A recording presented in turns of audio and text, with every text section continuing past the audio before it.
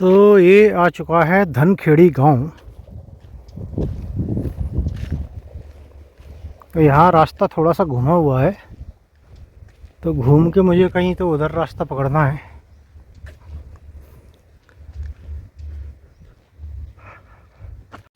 तो दोस्तों, पीछे जो खटिया डली थी उस पर दादा बैठे थे, बाबा। तो मैंने 10 मिनट वहाँ बैठा, और जैसे ही मैं वहाँ से चला तो एक पत्थर पे पैर पड़ा, तो मुझे बहुत तेज़ दर्द हुआ पैर में। तो मुझे लगा कि शायद पत्थर की नोक होगी जो चप्पल से शायद चुभ रही होगी। तो मैं आगे बढ़ा, आगे फिर से एक पत्थर पड़ा तो बहुत तेज़ फिर दर्द हुआ। फिर मैंने जब चप्पल में पीछे देखा तो कुछ दिख नहीं रहा था, लेकिन जब दोबारा हुआ तो मैंने पीछे देखा तो कुछ नहीं दिखा। फिर मैंने चप्पल को पत्थर से दबा के देखा तो बीच में मुझे लगा कि कहीं कांटा फंसा हुआ है। ये देखिए, अगर आपको दिख रहा है, ये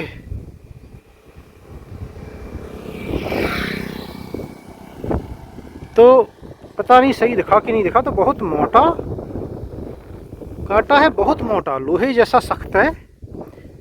और तो ये पूरा चप्पल में घुसा हुआ था, और जैसे ही पत्थर पे चप्पल पड़ रही थी वो कांटा अंदर तक पैर में चला जा रहा था। अभी मैंने देखा तो पैर में से खून निकल रहा था। तो कभी कभी ऐसा होता है। तो ये 2 बार काफ़ी अंदर जा चुका है कांटा।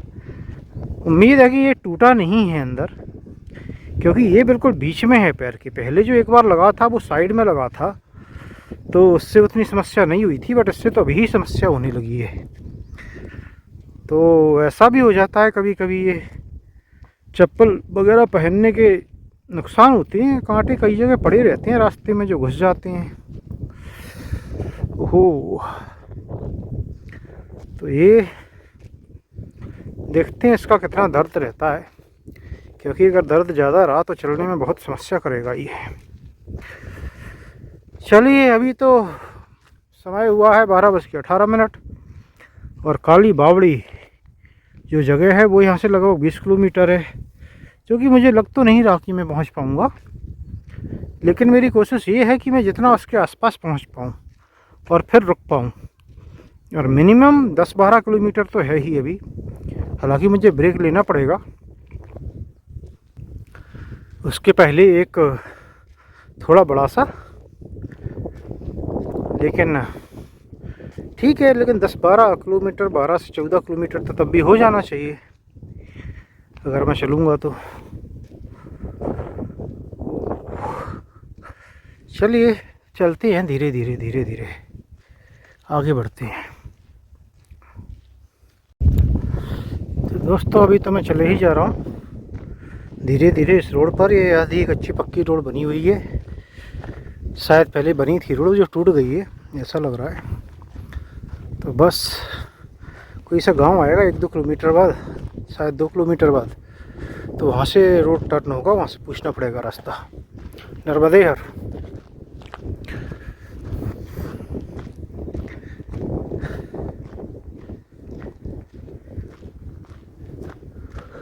और कुछ खास है नहीं आज, ये नॉर्मल रास्ता है। एक ज़रूर इन्फॉर्मेशन मिली है कि मांडू के लिए काफ़ी चढ़ाई करनी पड़ती है। तो ये तो मुझे पता था, ऊपर है, मैं जा चुका हूँ। लेकिन आप पैदल जाते हो तो और वैसे जाने में बहुत अंतर होता है। तो पहाड़ चढ़ने पड़ेंगे, तो फिर देखते हैं कल कितना बचता है। अगर 20 किलोमीटर तक बचा तो साथ में पहाड़ भी चढ़ लिए जाएंगे, कोई समस्या नहीं है। उससे ज़्यादा हुआ तो थोड़ी समस्या आएगी फिर। और ये भी एक कारण है कि आज कोशिश की जाएगी कि ज़्यादा से ज़्यादा चला जाए। अगर काली बावड़ी पहुंच गया तो कोई समस्या नहीं है कल। फिर देखते हैं उसके कितने पहले रुकना पड़ जाता है आज।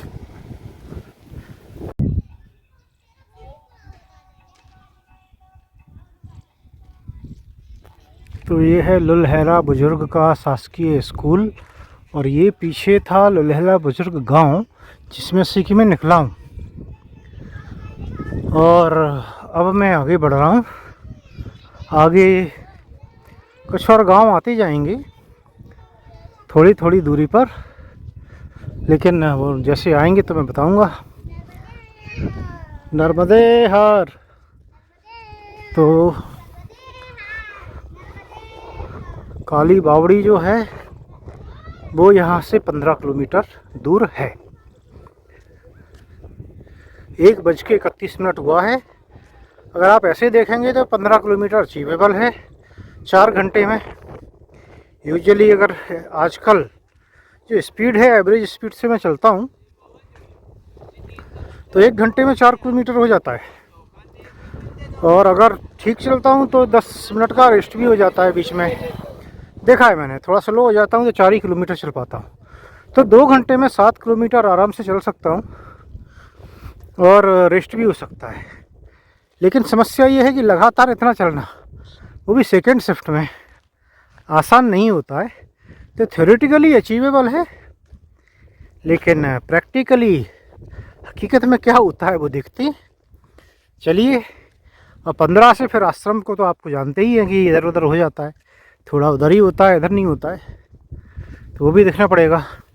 अच्छी बात यह है कि यहाँ से 7-8 किलोमीटर की दूरी पर एक जगह बताई है, वहाँ पर बताया है कि कोई छोटा सा सेवाश्रम है, माने कोई चलाता है, तो वहाँ शायद रुकने की व्यवस्था है। तो कोशिश ये है कि पहले वहाँ पहुँचा जाए, फिर वहाँ थोड़ा सा विश्राम किया जाए और फिर सोचा जाए आगे के बारे में, वहाँ से जानकारी लेके, सलाह लेके। क्योंकि अगर ज़्यादा दूरी बचती है मंडप की, कल और पहाड़ भी चढ़ना है, तो फिर वो भी एक रिस्क हो जाएगी।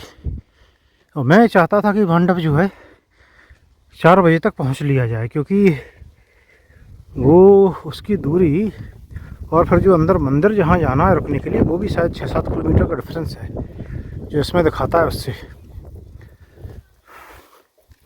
खैर जो भी हो, वो बात की बात है, वो कल देखा जाएगा। पहले आज पहुंचूंगा, उसके बाद ही जहां रुकूंगा, उसके बाद ही कल का प्लान बनाया जाएगा कि क्या कैसे करना है। ये रास्ता थोड़ा ठीक दिख रहा है अभी पेड़ वेड़ हैं, छोटा रास्ता है, गांव वाला रास्ता है, गांव से गांव वाला, जिस पर बड़े वाहन नहीं मिलेंगे, कम मिलेंगे। और अभी पेड़ दिख रहे हैं, ऐसे पेड़ होंगे तो चलना आसान हो जाएगा। थोड़ा जो दोपहर का धूप का असर है वो कम हो जाएगा।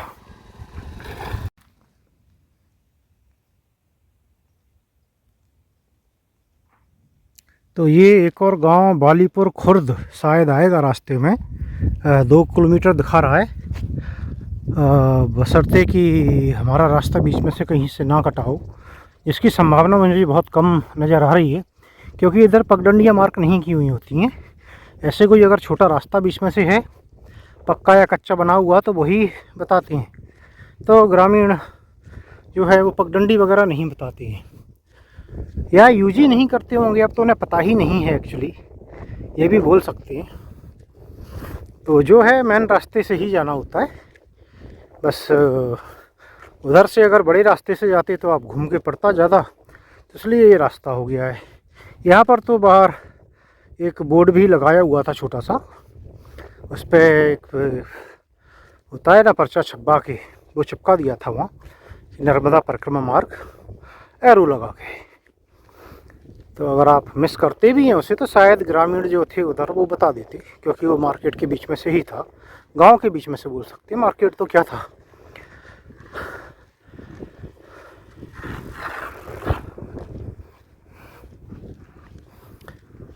तो चलिए देखते हैं क्या आएगा, देखा जाएगा।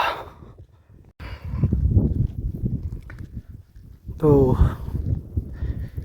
यही है, टर्न हो के रास्ता चल रहा है। और देखिए कपास की खेती दोबारा दिख रही है। ये छोटा छोटा है, शायद अच्छा नहीं हुआ है ये। पानी तो छोटा सा एक तालाब भरा था, बहुत कम पानी था हालांकि उसमें, लेकिन मुझे लग रहा है पानी की समस्या तो नहीं होनी चाहिए इधर। और पीछे भी जहाँ कपास नहीं दिख रही थी, मैं बोल रहा था, तो एक सज्जन बता रहे थे कि कपास की खेती है वो हो गई है, तो उनने दूसरी फसल कर दी है। तो ये भी कारण हो सकता है, कई खेतों से कपास कट चुका हो और कुछ और लगा हो, और मैं सोच रहा हूँ कि कपास की खेती इधर कम हो गई है। तो इधर कपास होता है, तो बहुत कपास होता है भाई इधर। पूरे नर्मदा किनारे अभी तक कपास ही कपास मिला है। केला भी पहले बहुत मिला है, क्योंकि केले में पानी बहुत लगता है। तो नर्मदा किनारे तो केला करते हैं लोग। अब ये थोड़ा सा दूर है, ये मुझे लगता है शायद 5 किलोमीटर की दूरी पर हो नर्मदा जी से, या ज़्यादा, पता नहीं, मुझे देखना पड़ेगा। शायद ज़्यादा हो सकता है, क्योंकि अभी मैं मांडव की ओर जा रहा हूँ, जो कि काफ़ी अंदर है। वहाँ से 30 किलोमीटर शायद नर्मदा जी से दूरी पड़ती है। 30 नहीं तो डायरेक्ट भी डिस्टेंस होगी तो 20 किलोमीटर से कम नहीं होगी। तो मैं उस ओर जा रहा हूँ, तो हो सकता है दूरी बढ़ गई हो अभी। ये देखिए ग्रामीण अपना काम कर रहे हैं कुछ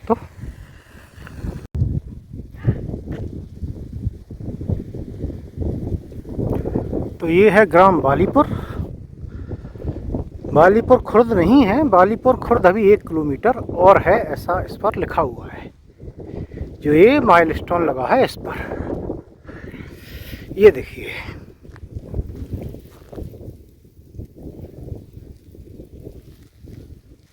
तो चलिए भाई आगे बढ़ते हैं, बढ़ते रहिए, कदम कदम बढ़ाए जा।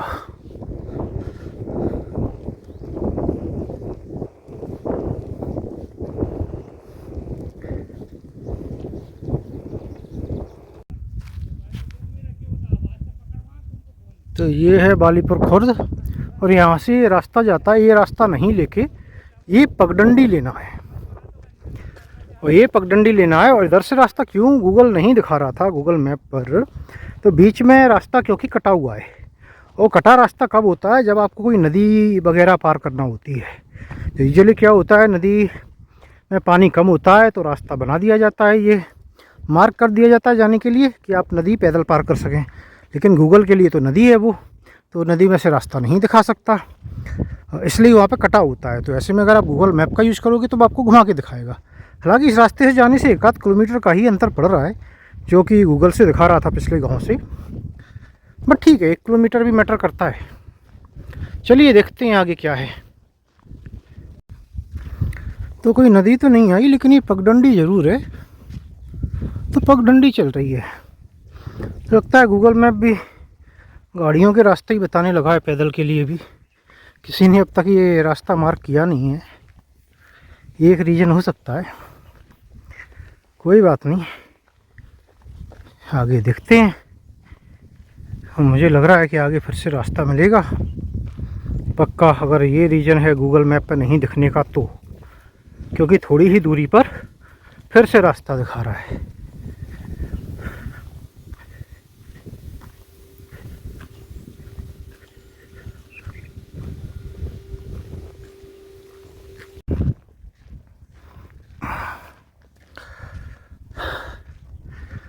तो अभी तो यही रास्ता है, कच्चा चल रहा है पगडंडी वाला, सत्य का मार्ग। अब सत्य का मार्ग का मतलब ये थोड़ी है कि आप सच बोल रहे हो वो मार्ग है, या सत्य खोज रहे हो वो मार्ग है। और सत्य खोज रहे हो तो भाई सत्य क्या है, वो सबके लिए अपना अलग अलग सत्य है।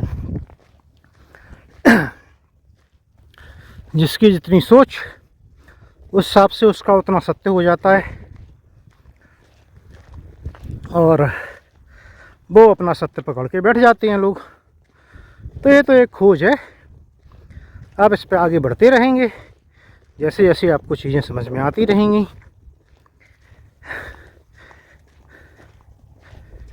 कुछ चीज़ें अनुभव की होती हैं, बताने की नहीं होती हैं भाई। तो इस बारे में अपन बात नहीं करेंगे ज़्यादा,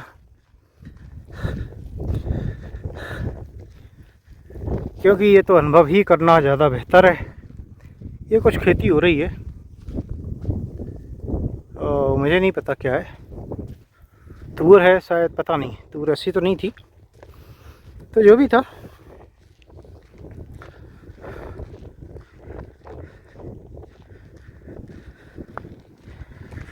जीवन का सत्य, मृत्यु का सत्य,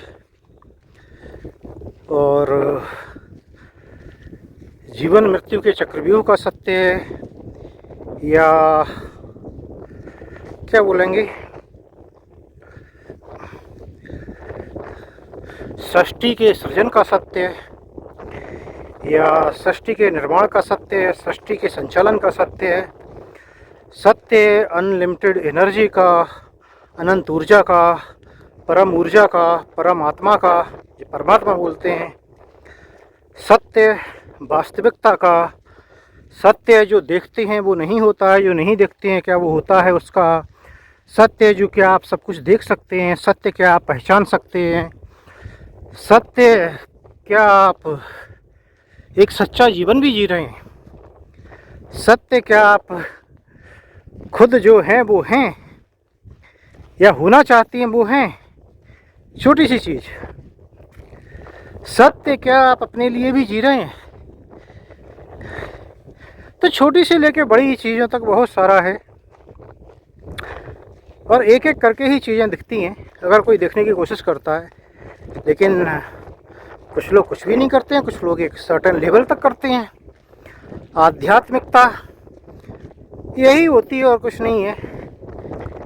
इसमें आप बढ़ते जाइए आगे आगे, चीज़ें आपको धीरे धीरे दिखने लगेंगी। दिखने का मतलब ये नहीं होता है कि आप आंखें बंद करेंगे और आपकी फिल्म शुरू हो जाएगी, वीडियो जैसी जैसी फिल्मों में सीरियल में होती है। ये होती है अनुभव की, एक्सपीरियंस की, समझने की, चलचित्र की नहीं।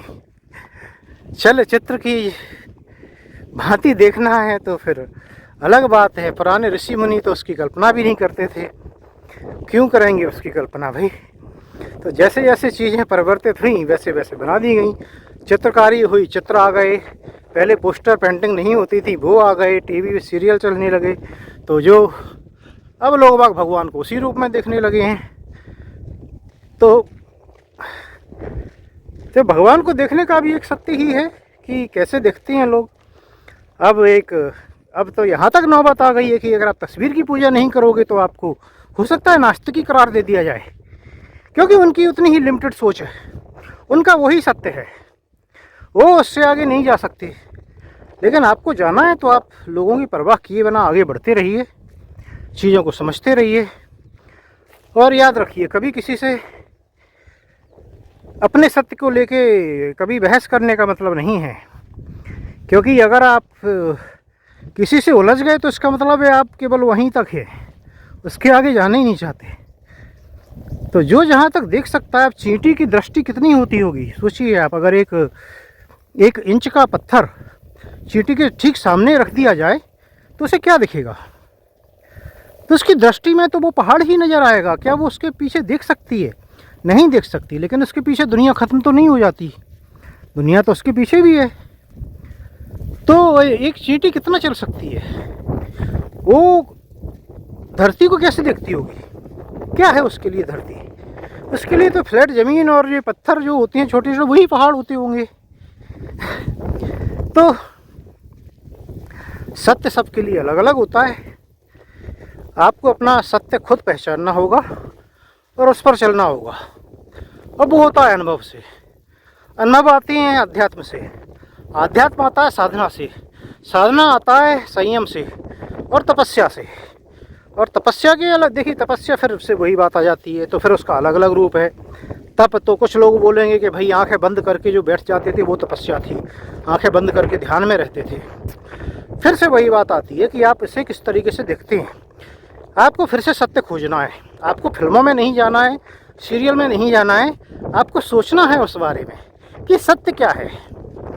सत्य इतना कई बार गहरा छुपा होता है कि उसे निकालने में बहुत मेहनत करनी पड़ती है। तो उसे निकाल के आप किसी को ऐसे ही किसी के सामने नहीं ला सकते, ना ही किसी से उसके बारे में बहस कर सकते। ये तो आपका अनुभव है, आप खोजेंगे आपको मिलेगा, जितना खोजेंगे उतना ज़्यादा मिलेगा। सत्य तो एक पहाड़ के जैसा है, आप खोजते जाइए स्टेप बाय स्टेप। लंबी यात्रा होती है, आध्यात्म की एक लंबी यात्रा होती है।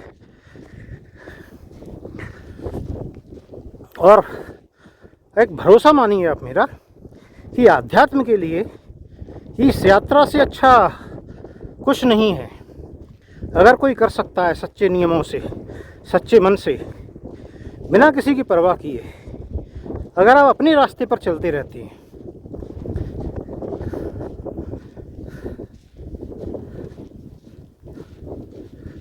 मैं तो भाई अपने रास्ते पर ही चल रहा हूँ। देखिए सामने रास्ता है, सामने रोड आ गया है और मेरा सत्य इस मोमेंट के लिए ये है कि मुझे भाई आगे रोड पे जाना पड़ेगा।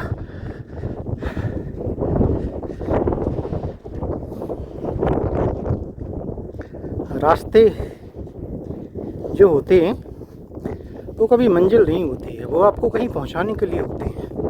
अगर आप उन पर चलते रहेंगे तो आप एक दिन ज़रूर पहुंचेंगे। लेकिन वो रास्ते तो तलाश करने होंगे ना, सही रास्ता कौन सा है। फिलहाल के लिए तो वही सत्य है, सही रास्ता तलाशिए। ऐसा ना हो कि कोई जो गलत रास्ते पर चल के भटक गया है वो आपको रास्ता दिखा रहा है और आप उसी रास्ते पर चल रहे हैं, तो आपको भी सही मंजिल कभी नहीं मिलेगी, याद रखिए। चलिए मैं आगे बढ़ रहा हूँ, एक बार मैप पर चेक कर लेता हूँ इधर ही जाना है कि नहीं, फिर आगे बढ़ूँगा। तो एक ऐसी कथा है, बहुत पुराने वक्त की बात है, जब घोड़े वगैरह भी उपयोग करना नहीं सीखा था लोगों ने, या इतना आसान नहीं होगा। आबादी बहुत कम हुआ करती थी, कबीलों में लोग रहते थे, छोटे छोटे कबीले जैसे बसे होते थे। तो एक सज्जन थे, उनने समुद्र के बारे में सुना कहीं से कि बहुत पानी होता है, इतना पानी होता है कि आप देख ही नहीं सकते उसके पार। तो मन में बड़ी जिज्ञासा हुई, तो वो खोजी प्रवृत्ति के थे, तो वो निकल लिए समुद्र की खोज में।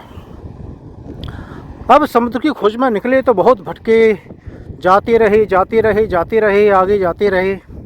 और मान लीजिएगा वो बहुत दूर से थे, ज़्यादा दूरी नहीं, तो अपने जैसे इंडिया में मान लीजिए उत्तराखंड है जैसे, तो वो नॉर्थ में है और समुद्र की सीमा वहाँ से करीब मेरे ख्याल से सबसे पास की भी 1,500-2 हज़ार किलोमीटर होती होगी। और फिर आप सीधा रास्ता तो पता नहीं होता है ना, आप जाओगे तो भटकोगे, इधर से उधर, उधर से उधर, क्या पता किसी को रास्ता, तो वो 2 का 4 हज़ार किलोमीटर भी हो सकता है। तो कभी इधर जाते, कभी उधर जाते, किसी से पूछते रास्ता, तो किसी को पता ही नहीं होता था भाई समुद्र क्या है। फिर जाते एक बाबा जी मिले उन्हें, बड़े लोगों ने भेजा, बोले बाबा जी के आश्रम पे चले जाओ, वो बताएंगे।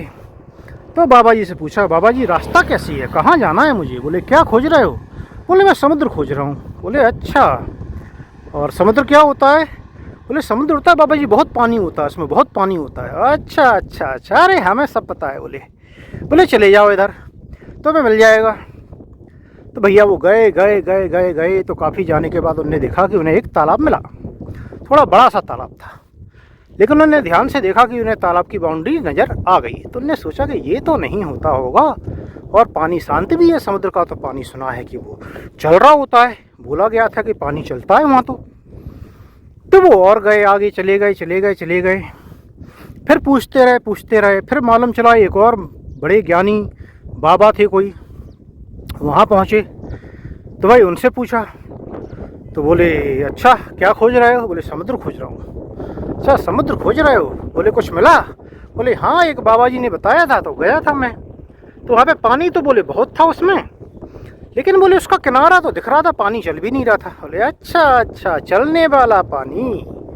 बोले ठीक है। तो उनने जो है बोला कि चले जाओ, तो उधर गए। तो चलते 1-2 महीने जब वो चलते रहे, तो उनने देखा, तो उन्हें एक नदी मिली, बहुत चौड़ी नदी थी, वहाँ पे बहुत चौड़ी थी, जैसे गंगा जी हो जाती हैं बिहार में, बोलते हैं 1-1, 2-2 किलोमीटर का उनका पात्र हो जाता है। यही ब्रह्मपुत्र नदी है, तो इतनी चौड़ी हो जाती है कहीं कि आपको नज़र ही नहीं आता है उसका ओर छोर। तो और नदी में पानी चलता है। तो उनने देखा कि पानी तो चल रहा है, देखा काफ़ी बड़ी भी है, लेकिन बोले पानी चलते ही जा रहा है। समुद्र में तो बोलते थे रुक भी जाता है, आगे आता है, पीछे जाता है, और कुछ तो होता है। बोले इसमें तो ऐसा भी लग रहा है कि अनलिमिटेड नहीं है। तो उनने थोड़ा सा आगे गए, जाते रहे तो उन्हें किनारा मिल गया, दूसरा छोर जो चौड़ाई में था वो। तो बड़े उदास हुए भाई वो। फिर वो जाते रहे, ऐसे 1-2 साल निकल गए थे। फिर उन्हें मालूम चला कि बहुत ही बड़े महात्मा हैं एक, तो एक जगह बाबा जी बैठे थे, अपना आश्रम बनाए, उनके पास तक पहुँचे। बोले भाई क्या चाहिए? बोले पता चला था कि बाबा जी सबको जो चाहिए वो दे देते हैं। तो बड़े दिनों बाद नंबर आया उनका, फिर उनसे पूछा, तो बोले मैं समुद्र खोज रहा हूँ। अच्छा बोले समुद्र खोज रहे हो? हाँ बोले सुना तो हमने भी था। तो बोले क्या मिला तुम्हें? बोले ऐसा ऐसा हुआ था, एक बाबा जी ने बताया तो गए थे तो वो ऐसा पानी मिला था, तो बाद में मालूम चला कि वो तालाब बोलते हैं। फिर एक और था तो मालूम चला कि वो नदी थी कोई, लेकिन समुद्र नहीं था। बोले समुद्र जैसा मैंने सुना है वैसा तो मुझे नहीं लगे वो। हाँ बोले लगे ही नहीं होंगे। बोले वो क्या जाने, मूर्ख हैं, बाबा बन के बैठ गए हैं। बोले तुम्हें आगे जाना पड़ेगा। तो बोले और चले जाओ भाई। तो फिर उनने बता दिया कुछ। तो वो जाते रहे जाते रहे जाते रहे जाते रहे, और जाते जाते जाते जाते जाते उन्हें एक बड़ी झील मिली।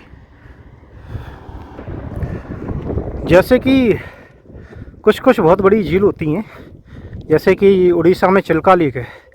चिल्का झील बहुत बड़ी है, उसका इधर उधर कुछ दिखता नहीं है जब आप झील के पास जाओगे तो। और उधर ही थोड़ी दूर पर समुद्र भी है। तो मान लीजिए कि वही थी। तो वो वहाँ तक पहुँचे, उनने देखा कि अच्छा ये है। उनने थोड़ा सा इधर उधर जाके कोशिश की तो वो झील जो थी वो कुछ किलोमीटर तक लंबी चौड़ी थी। तो उन्हें कुछ और छोर नज़र नहीं आया। गोलाई में वो जाते तो आगे बढ़ जाते तो उससे दूसरा छोर नहीं दिखता, उधर जाते दूसरा छोर। तो उन्होंने बोले ठीक है, बोले किनारा ही तो दिख रहा है, दूसरा तो किनारा नहीं दिख रहा है, और पानी भी हल्का फुल्का हिल रहा था। बोले यही होता होगा, बोले यही समुद्र है। तो वो भाई धीरे धीरे पता पूछते हुए दिशा होते हुए वापस आ गए। ऐसे ही 8-10 साल निकल गए। तो लोग बागों ने बड़ा आवभगत की, सम्मान किया। बोले बाबा जी तपस्या करके आए हैं 10 साल की, समुद्र खोज लिया उन्होंने। तो वो समुद्र खोजी बाबा हो गए। और वो एकमात्र बाबा थे जो पूरे एरिया में कई किलोमीटर के में जो कि समुद्र खोजी बाबा थे, जिनने समुद्र देखा था। तो भाई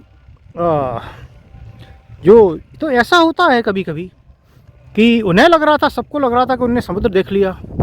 तो ऐसा ही सत्य भी है। कई बार लगता है कि आपने सत्य को खोज लिया, सत्य कहीं छुपा होता है। हो सकता है आप उसके आसपास तक भी चले गए हों और आपने सत्य को नहीं खोज पाया हो। तो मार्ग सत्य का कौन बताता है उस पर भी निर्भर करता है। तो पूछोगे तो एक रिस्क होती है कि आपको मार्ग सही मिलेगा कि गलत मिलेगा। खुद से खोजोगे तो भी रिस्क होती है कि आप कभी सही मार्ग ढूंढ भी पाओगे या नहीं।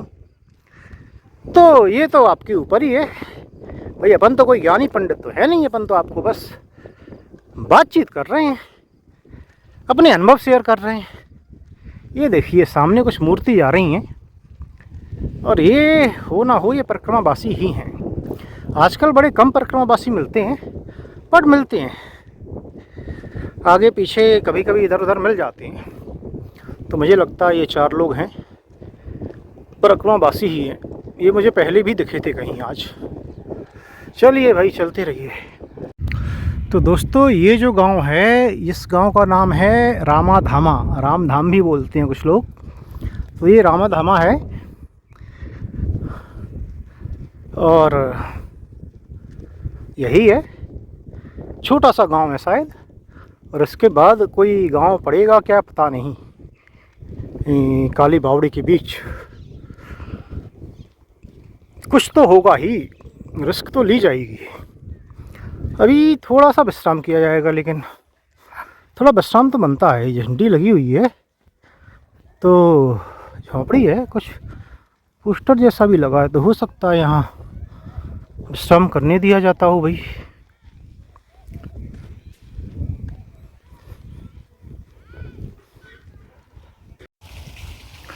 तो दोस्तों मैं निकल लिया हूँ रामाधामा से, और काली बावड़ी मैप में दिखा रहा है 7 किलोमीटर, और 1.5 से 2 किलोमीटर दूर कहीं आश्रम है। लेकिन मुझे पता चला है कि वहाँ पर भी कुछ तो व्यवस्था है रुकने की। क्या है पता नहीं, बट मालूम चलेगा जाके। और अभी वक्त हुआ है 4:04। तो टारगेट अचीवेबल है, पहुँचा जा सकता है अब मुझे लग रहा है। तो उसके लिए जो हार्ड वर्क था वो सारा ऑलमोस्ट मैं कर चुका हूँ। अब बस थोड़ा सा देर ज़्यादा विश्राम नहीं करना है, 1 घंटे, तो फिर काम हो जाएगा। अगर मैं 1 घंटे चलता रहूँगा, बस चलता भी अगर रहूँगा मैं, तो मुझे पता है 4 किलोमीटर के आसपास मैं निकाल लूँगा। और कैसे भी चलूँ, आजकल का जो एवरेज निकल रहा है उस हिसाब से। और उसके बाद में 3 किलोमीटर तो होता है, तो वो ऐसे ही खिंच जाता है फिर। फिर फ़र्क नहीं पड़ता। फिर तो अगर 3 तो अगर अंधेरा भी हो रहा है, सूर्यास्त भी हो रहा है, अंधेरा नहीं, सूर्यास्त के बाद भी निकाल सकते हैं, वो जल्दी जल्दी जल्दी हो जाता है। तो है अभी वक्त, होपफुली सूर्यास्त के बाद शायद चलना ही ना पड़े। थोड़ा बहुत चलना पड़ सकता है सूर्यास्त के बाद भी, 7 किलोमीटर तो ज़्यादा है, लेकिन अगर वो रुकने की जगह, ऐसा भी तो संभव है थोड़ी आगे हो। जो भी है चलिए देखते हैं। अभी ये गांव आया है, गांव नहीं है ये, रामाधामा ही गांव होगा, क्योंकि वहाँ तो झोंपड़ी थी 1-2 केवल, तो गांव यही होगा रामाधामा शायद।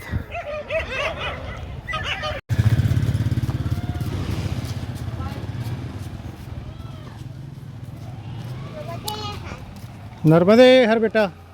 और ये जो लिखा है, मैं नहीं लिख रहा हूँ, ये सरकार लिख रही है भाई। तो तो मैं अगर वही बात बोलता हूँ तो क्या गलत है इसमें। नर्मदे हर बच्चों। तो ये बोर्ड लगा हुआ है कुछ, इस पर लिखा है उमरबन, तो शायद ये उमरबन है। और मैं लगभग 5 किलोमीटर चल लिया हूँ रामाधामा से। और जो सामने आपको ये अगर पहाड़ दिख रहे हैं दूर, तो मेरा गैस ये है, ये वाले पहाड़, तो मेरा गैस ये है कि कल मुझे ये पहाड़ चढ़ के जाना होगा। चढ़ के जाना होगा माने वर्टिकल चढ़ के नहीं जाना होगा, रास्ता बना होगा घुमा घुमा के जैसे बनता है। और मेरा गैस ऐसा इसलिए है क्योंकि मुझे पता है कि मांडव जो है, मांडू भी बोलते हैं जिसे, वो ऊंचाई पर है, वो पथरीले पहाड़ों के बीच बसा हुआ है। और यहाँ आसपास मुझे यही पथरीले पहाड़ दिख रहे हैं। यहाँ से आपको चाहे थोड़े बहुत पेड़ पौधे दिख रहे हो, लेकिन वो पथरीले पहाड़ हैं, अलग नज़र आ रहे हैं। तो 99% मैं श्योर हूँ कि यही वो जगह है जहाँ पे कल मुझे जाना है। तो जब लोग बोल रहे थे कि चढ़ के जाना है, तो ऐसा तो मैंने गेस नहीं किया था, बट ठीक है। वो देखने में लगता है ऐसा होता नहीं है, क्योंकि अगर रोड बना हुआ है तो आप समझ सकते हैं कि रोड एकदम स्टीप कभी नहीं होता है। बट हाँ, थोड़ा सा परेशानी तो होती है। चढ़ने के किलोमीटर और नॉर्मल किलोमीटर में फ़र्क होता है। तो कल के जो किलोमीटर हैं वो आज मैं यहाँ पहुँचूँगा तो उसके बाद लगभग 20 बचेंगे। अच्छी बात ये है, तो इसमें चढ़ने का और मिला दीजिए, तो वो ट्विस्ट मिला के मैं कर लूँगा। अगर 30 होते और चढ़ना होता तो एक रिस्क हो जाती, काफ़ी मुश्किल हो जाता शायद। लेकिन इसीलिए मैं आज खींच रहा था कि जैसे कल का काम जो है वो मुश्किल ना रहे। आसान हो जाए ये नहीं, आसान तो नहीं होगा तब भी, लेकिन उतना मुश्किल ना रहे कि रिस्क पे आ जाए कि आप मालूम चला कि पहुंच ही नहीं पा रहे हैं। और इस प्रयास में आज मैंने भोजन भी नहीं किया है, तो भोजन के लिए ब्रेक नहीं लिया है। और वैसे भी मैंने ब्रेक नहीं लिए। सुबह नाश्ता जो हो गया था उसके बाद से केवल एक जगह 10 मिनट के लिए रुका था, और 1 या 2 जगह 5-5 मिनट के लिए रुका हूँ, 1 जगह 10 मिनट के लिए रुका हूँ। तो टोटल सारे ब्रेक मिला के 4-5 जगह ही रुका हूँ, और 10 मिनट और 5 मिनट, उससे ज़्यादा नहीं। लेकिन ऐसा रोज़ नहीं कर सकते आप इंसान हैं, मशीन नहीं है। इंसान है तो सारे दिन नहीं चल सकते, थक ही जाते हैं। बाकी एक और चीज़ ये है कि मुझे लग रहा है कि आज का जो है, जो टोटल डिस्टेंस कवर्ड है जो मैं चला हूँ, वो शायद जो एक दिन बीच में चला था मजबूरी में, उससे भी ज़्यादा होने वाली है ये। 1-8 किलोमीटर या कुछ स्टेप नहीं पता मुझे, बट मुझे लग रहा है कि उससे ये ज़्यादा होने वाली है। जबकि मैंने सुबह 7 बजे शुरू किया था, लेकिन 7 बजे शुरू किया था, लेकिन मैं रुका नहीं हूँ। तो फिर आप समझ लीजिए, सूर्यास्त में भी थोड़ा सा वक्त है। और अच्छी बात यह है कि मैं अभी अच्छी हालत में हूँ। तो ऐसा नहीं है कि दर्द इतना ज़्यादा हो रहा है कि मैं बोलते नहीं बन रहा है या कुछ है। मैं आराम से, देखिए, आपसे बात भी कर रहा हूँ, मेरे चेहरे पे हंसी भी है, मुस्कान है। तो बस मैया की कृपा है, मैया की ऐसी कृपा बनी रहे, यही है। और मैया की कृपा आप सब लोगों पे भी बनी रहे, सबका कल्याण हो, ऐसी मेरी कामना है। चलिए चलते हैं। ये कोई सा गांव है, ये काली बावड़ी नहीं होगा ये। अगर कहीं काली बावड़ी होगा तो काली बावड़ी फिर बहुत बड़ा गांव है, लंबाई में बसा है, जो कम से कम 2 किलोमीटर आगे तक है। टंकी तो बनी हुई है भाई पानी की, तो हो सकता है बड़ा गांव हो। अभी मैं जैसे ही गांव के अंदर जाऊंगा तो मैं नाम पूछूंगा तो मुझे पता चल जाएगा। तो इस गांव का नाम था अहिरबास, बताया गया मुझे कि अहिरबास है ये। और काली बावड़ी बोल रहे थे अभी भी 2.5-3 किलोमीटर और है। तो मेरा गैस सही था कि अभी तो दूर होगा। तो जो 7 किलोमीटर दिखा रहा था मैप पर मुझे, तो वो लगभग, वो तो क्या है, मैप में आप जाओगे तो पॉइंट करके एक गांव की डिस्टेंस देखोगे तो कहीं की भी बता देता है, अधिकतर स्टार्टिंग पॉइंट की बता देता है। तो इसका मतलब है कि वो 7 नहीं 8 किलोमीटर चलना है हमें। तो अभी और चलना है, हो सकता है फिर सूर्यास्त तो हो जाएगा उसके काफ़ी पहले। अब ये देखना है अंधेरे के पहले पहुंच पाते हैं कि नहीं।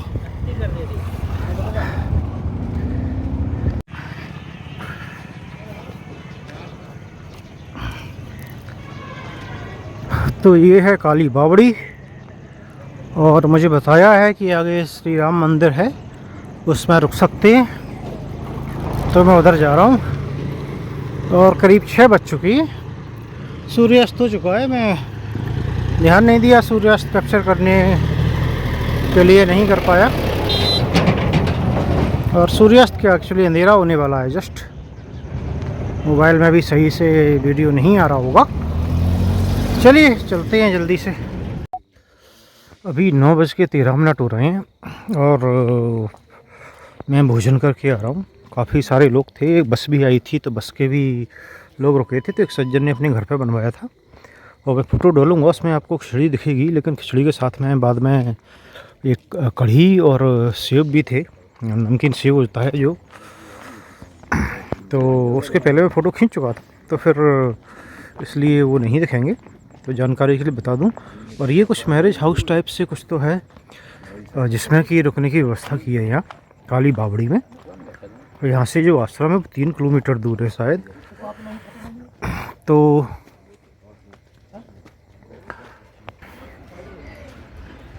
कुछ लोग वहाँ चले जाते हैं, जो नहीं आ पाते उनकी व्यवस्था यहाँ कर देती हैं।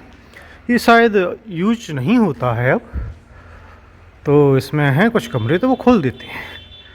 तो मैं जहाँ रुका हूँ वहाँ पे 3 लोग हैं टोटल, मैं हूँ और 2 पश्चिम बंगाल के हैं।